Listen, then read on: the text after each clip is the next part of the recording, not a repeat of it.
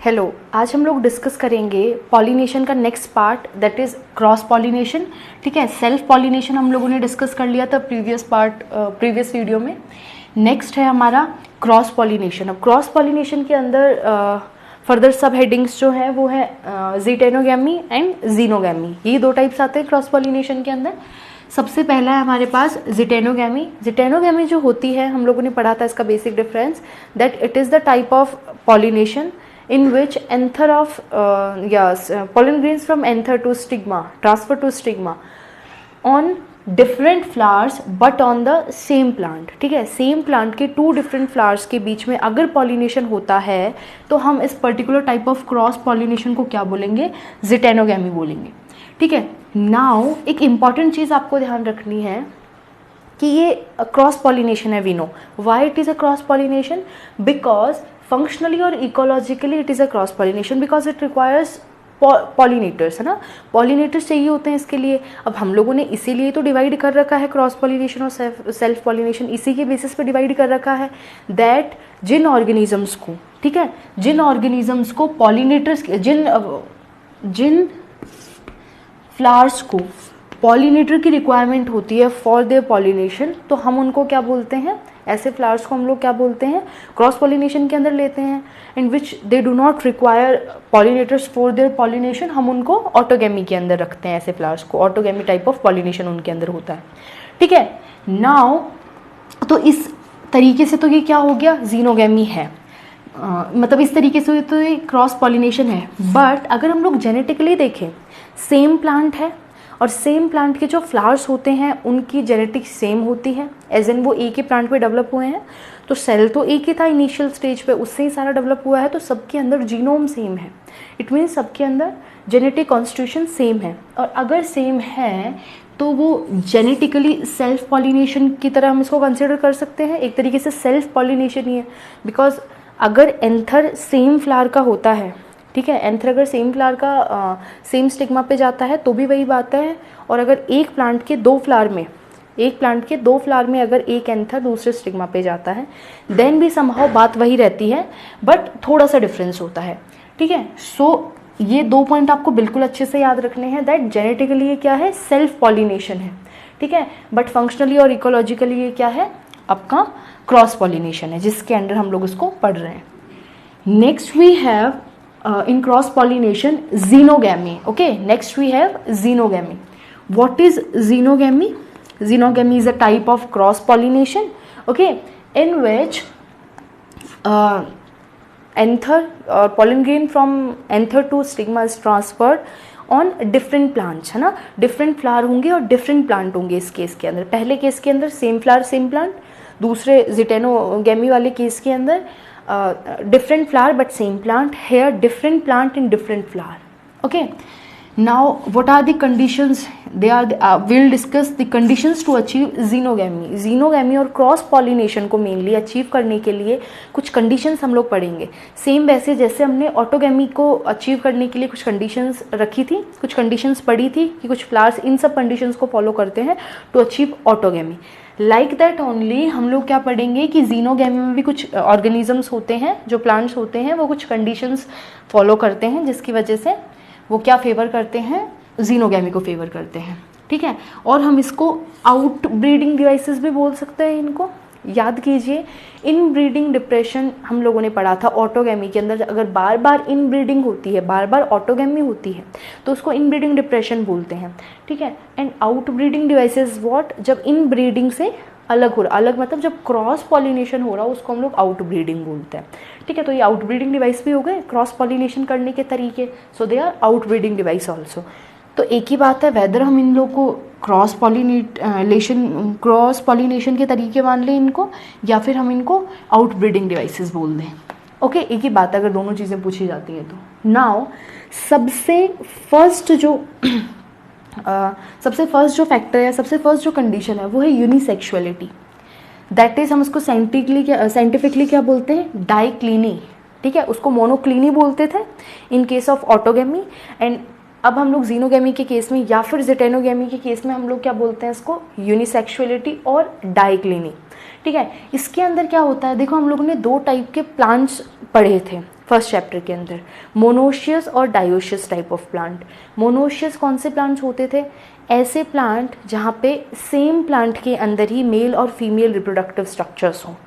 But dioecious plants वो plants होते थे जिनमें दो डिफरेंट प्लांट हों, एक पे मेल स्ट्रक्चर हो, रिप्रोडक्टिव ऑर्गन हो, एक पे फीमेल रिप्रोडक्टिव ऑर्गन हो। ठीक है, यही पढ़ा था। सो यूनिसेक्सुअलिटी होगी, अगर फ्लावर यूनिसेक्सुअल होगा तो उसके पास या तो मेल या फिर फीमेल एक ही चीज़ होगी, एक ही रिप्रोडक्टिव ऑर्गन होगा।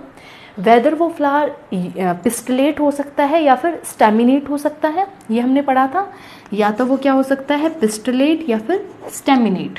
ठीक है, और ऐसे प्लांट्स जिनके ऊपर इस टाइप के पिस्टलेट या फिर staminate type of unisexual flower मिलते हैं, ऐसे प्लांट्स को हम लोग क्या बोलते हैं, dioecious plant. Okay, what we call these plants, dioecious plants. Now अब यूनिसेक्सुअलिटी होना ज़रूरी क्यों है? क्योंकि अगर यूनिसेक्सुअल है फ्लावर तो चाह के भी सेल्फ पॉलिनेशन नहीं हो सकता ना, because it is not having the another partner, है ना, दूसरा तो गैमेट है ही नहीं।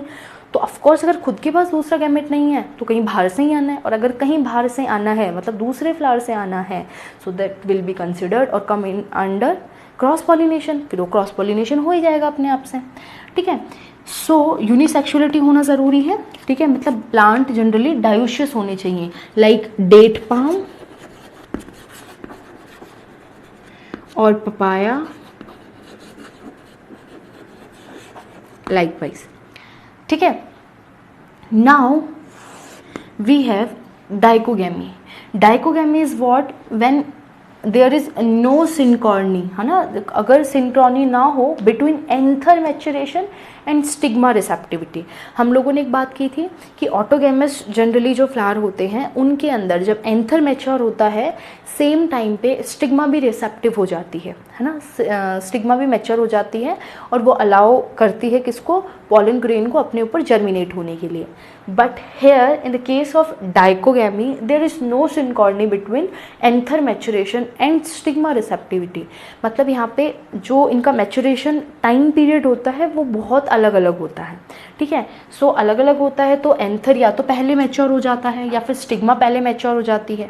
तो जो पहले मैच्योर, जो अभी मैच्योर नहीं है, ठीक है, या जो पहले मैच्योर हो गया है, उसको फिर अब दूसरा पार्टनर नहीं मिल रहा है या फिर दूसरा गैमेट नहीं मिल रहा है सेम टाइम पे, तो ऑफ कोर्स वो क्या करेगा, क्रॉस पॉलिनेशन करेगा। Okay, so dichogamy is further divided into two parts on the basis of किसके अंदर हो रही है, एंथर के अंदर हो रही है और स्टिग्मा के अंदर हो रही है। ठीक है, अगर सबसे पहले हम बात करते हैं प्रोटो एंड्री की। Andry word you know very well, andros word will use for male and gyny word will use for females. तो प्रोटो मीन्स पहले, ठीक है, प्रोटो मीन्स पहले, एंड्री मीन्स क्या होता है, मेल, मीन्स व्हेन मेल जो गैमेट है, मेल गैमेट मैच्योर्स फर्स्ट, पहले मेल गैमेट मैच्योर हो जाए। और protogyny is when female matures first. Okay, जब फीमेल पहले मैच्योर हो जाए और मेल सेम टाइम पे मैच्योर नहीं है, पॉलन ग्रेन अवेलेबल ही नहीं है। नाउ अगर हम लोग एग्जाम्पल देखें प्रोटो एंड्री के, तो what are the examples? The examples are cotton, okra, ठीक है, capsella. These are some examples of protandry. मतलब ये सब ऐसे फ्लावर, इन सब के अंदर ऐसे फ्लावर मिलते हैं जिनका जो फ्लावर है उसमें स्टेमिन वाला पार्ट, मतलब मेल रिप्रोडक्टिव पार्ट जो है वो जल्दी मैच्योर हो जाता है, एंथर्स जल्दी फॉर्म हो जाते हैं। एज एन स्टिग्मा भी रिसेप्टिव नहीं है, स्टिग्मा भी मैच्योर नहीं हुआ है, ठीक है, या फिर फीमेल पार्ट अभी मैच्योर नहीं हुआ है इनके अंदर। नाउ बात करते हैं प्रोटोगाइनी की। प्रोटोगाइनी के एग्जाम्पल है मेनली आपका फाइकस, मिराबलिस, जलापा, जिसको हम 4 o'clock प्लांट बोलते हैं, इसके अलावा रेनिनकुलस। ठीक है, ये जो आपके कुछ प्लांट्स हैं इनके अंदर प्रोटोगाइनी देखने को मिलती है। प्रोटोगाइनी मीन्स हम लोगों ने अभी भी बोला ऐसे प्लांट्स जिनके अंदर फीमेल स्ट्रक्चर जल्दी मैच्योर हो जाएगा, एज एन मेल स्ट्रक्चर अभी मैच्योर नहीं हुआ है। ठीक है, तो ये वाली कंडीशन। नाउ विल डिस्कस, अच्छा तीसरा जो पॉइंट है दैट इज चेस्मोगैमी। चेस्मोगैमी वी नो, जो फ्लावर जनरली ओपन रहते हैं। तो इस केस में अगर जीनोगैमी करनी है, ठीक है, क्रॉस पॉलिनेशन करना है, तो flower should be well exposed, expose तो होना चाहिए, खुला हुआ तो होना चाहिए, ताकि जो पॉलिनेटर्स हैं वो उसके ऊपर एक्ट कर सकें। अगर वो क्लिस्टोगैमस फ्लावर होगा या फिर ऐसा फ्लावर होगा जो अनओपन होगा, तो उस केस में उसके ऊपर कोई पॉलिनेटर्स काम नहीं कर सकते, चाह के भी वो जीनोगैमी या फिर क्रॉस पॉलिनेशन नहीं कर पाएगा। So for that purpose they have chasmogamous flower, well expose flowers होते हैं जिनमें इजीली पॉलिनेटर्स अपना वर्क कर सकते हैं। ठीक है, next part is the fourth point is हेटेरोस्टाइली। ठीक है, व्हाट इज हेटेरोस्टाइली? हम लोगों ने होमोस्टाइली डिस्कस किया था। तो होमोस्टाइली इज व्हेन, जब क्या होता है, एक ही, मतलब जब हाइट एक ही हाइट हो, किसकी, मेल ऑर्गन की भी और फीमेल की भी। ठीक है, एंड्रोशियम और गाइनोशियम या फिर कार्पल और स्टेमिन जो है वो सेम हाइट पे हो। ठीक है, जबकि हेटेरोगैमी में क्या होता है, डिफरेंट हाइट पे प्रेजेंट होते हैं मेल एंड फीमेल। ठीक है, फॉर एग्जाम्पल अब हम इसका क्या एग्जाम्पल लेंगे, प्राइमरोज और ऑक्सैलिस, LIS। ओके, ऑक्सैलिस और primrose are the two main example of heterostyly. Hetero and homo में आपको डिफरेंस बिल्कुल याद रखना है और ये साइंटिफिक टर्म्स याद रखनी है इनकी। ठीक है, इनके अंदर का डिस्क्रिप्शन और मेन हेटेरोस्टाइली, ठीक है, एंड होमोस्टाइली, इनका मतलब क्या होता है। स्टाइली मीन्स उनका जो स्टाइल या फिर इनका जो फिलामेंट है उसके बेसिस पे तो आपको याद रखना है हाइट, वो हाइट ही प्रोवाइड करते थे, एक अच्छी पोजीशन प्रोवाइड करते थे। नाउ अब ऐसे जो प्लांट्स होते हैं जो हेटेरोस्टाइली, जिनके फ्लावर जो होते हैं वो हेटेरोस्टाइली परफॉर्म करते हैं, ऐसे फ्लावर्स जनरली हेटेरोमॉर्फिज्म शो करते हैं। What is heteromorphism? Heteromorphism is a process या फिर इट्स अ फिनोमिना इन विच जो आपका फ्लावर है उसके अंदर, मतलब इसको साइंटिफिक टर्म में हम लोग हेटेरोस्टाइली को ही और अदर नाम हम लोग हेटेरोमॉर्फिज्म बोल रहे हैं। ठीक है, जिसके अंदर more than one type of flower मिले। ऐसे प्लांट्स के अंदर more than one type of flowers होते हैं। ठीक है, कुछ फ्लावर ऐसे होते हैं लाइक 2 फ्लावर हैं। ठीक है, प्राइम रोज की होते हैं, प्राइम रोज के अंदर 2 टाइप के फ्लावर्स हमको देखने को मिलते हैं एंड इसके अंदर हमको 3 टाइप के। Now we will discuss heterostyly. Okay, so now in heterostyly, heterostyly के अंदर हम लोगों ने 2 एग्जांपल लिए, प्राइम रोज एंड ऑक्सैलिस। अच्छा, हेटेरोस्टाइली क्या है समझ में आया? जब दोनों क्या हो, जब मेल और फीमेल जो पार्ट होता है, ठीक है, वो सेम पोजीशन पे ना हो, डिफरेंट पोजीशन पे हो। फॉर एग्जांपल हम लोग प्राइम रोज के अंदर देखते हैं 2 टाइप के फ्लावर मिलते हैं इसके अंदर। ठीक है, 2 टाइप के फ्लावर मिलते हैं। एक फ्लावर ऐसा होता है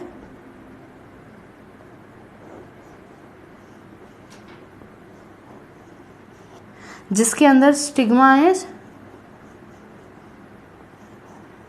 हायर और लॉन्गर देन एंथर्स और स्टेमिन। स्टेमिन से लॉन्गर या फिर हायर होती है कौन, पिस्टल और कार्पल।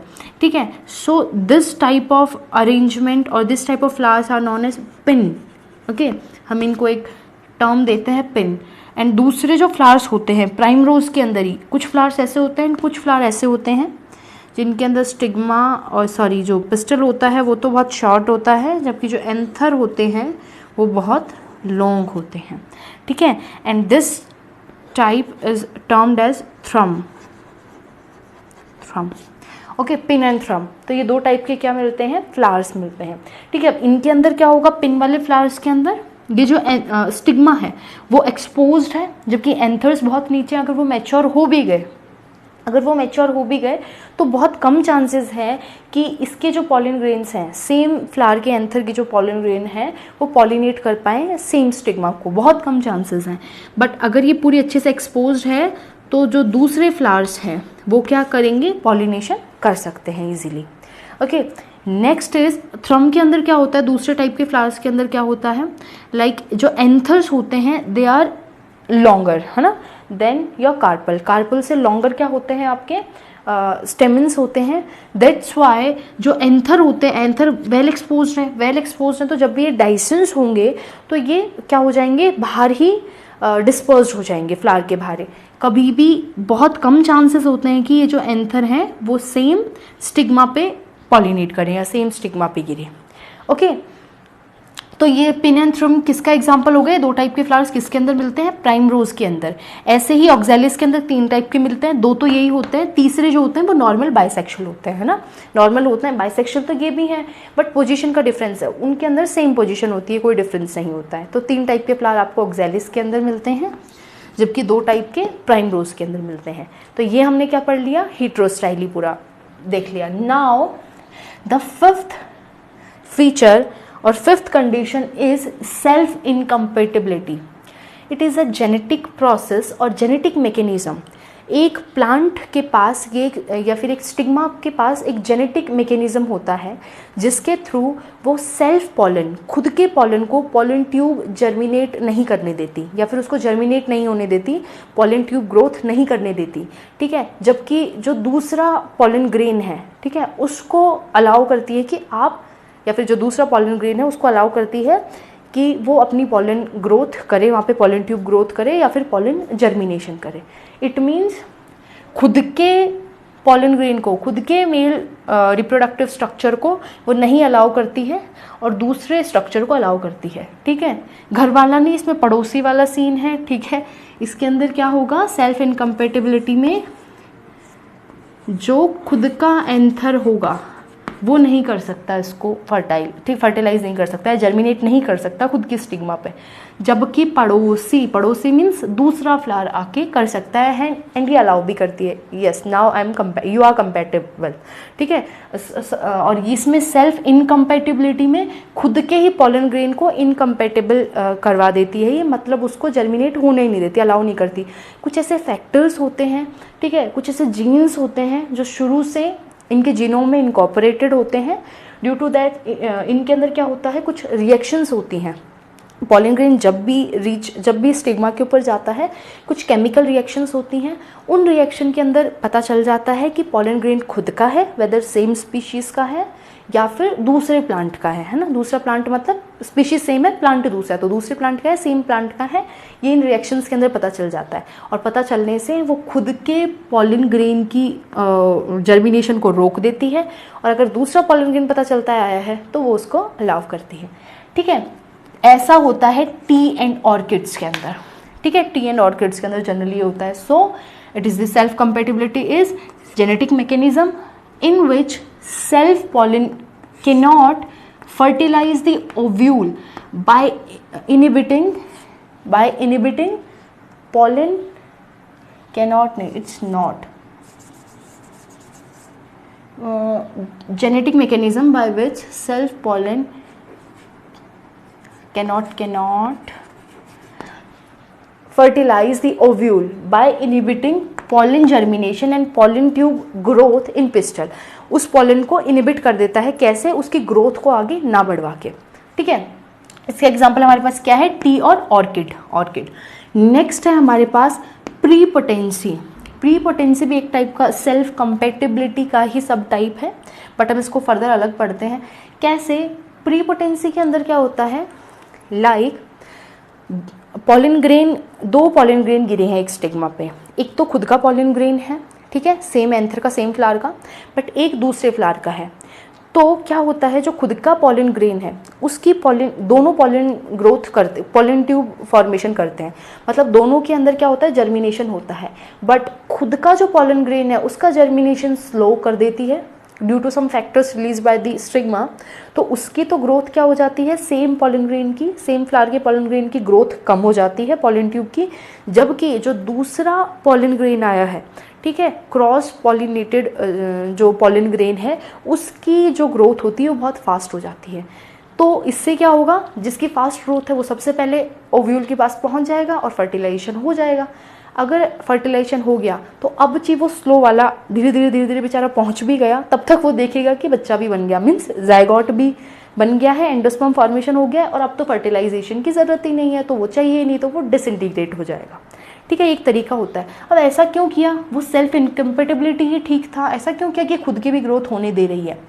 इन केस ये बहुत ही ध्यान रखो, बहुत ही नॉलेज वाली चीज़ है ये वाला जो काम है, तो कितना ही नेचर के अंदर हम सोच सकते हैं, कितनी अच्छी अच्छी बातें हमारे नेचर के अंदर, कितनी यूनिक बातें हैं, ठीक है। तो इस केस के अंदर ऐसा क्यों किया, क्योंकि अगर मान लीजिए नहीं आया दूसरा पॉलन ग्रेन, पॉलिनेटर्स ने या जिसने भी है दूसरा पॉलन ग्रेन को नहीं आने दिया, दूसरे फ्लावर के नहीं आ पाया किसी कारणवश, तो क्या होगा, ऐसा नहीं होगा कि फर्टिलाइजेशन हो ही ना पाए।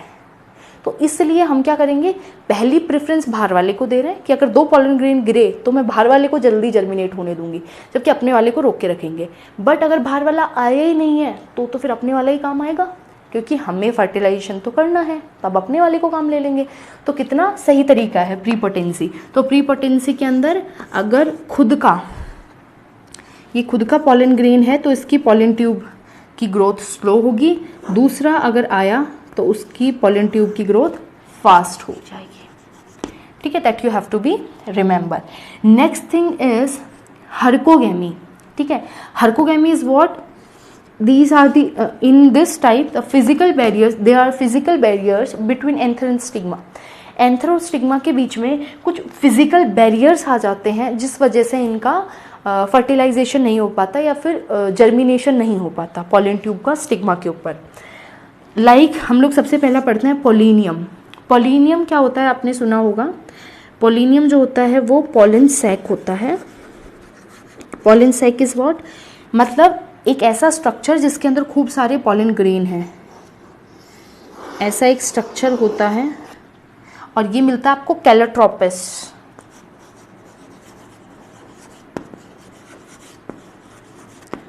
कैलोट्रोपिस के अंदर, जो कि आंकड़ा होता है हमारा, ठीक है, उसके अंदर खूब सारे पॉलन ग्रेन्स एक ही जगह पे एक ही स्ट्रक्चर के अंदर होते हैं, जिसको हम लोग बोलते हैं, ये सारे क्या है, पॉलन ग्रेन है। और एक इसके अंदर है, एक पॉलन सैक के अंदर जिसको हम लोग पोलिनियम बोलते हैं। ठीक है, इसके अंदर खूब सारे पॉलन ग्रेन है, बट ये एक मेम्ब्रेन से सराउंड है, ठीक है, जो एक बैरियर की तरह एक्ट करती है।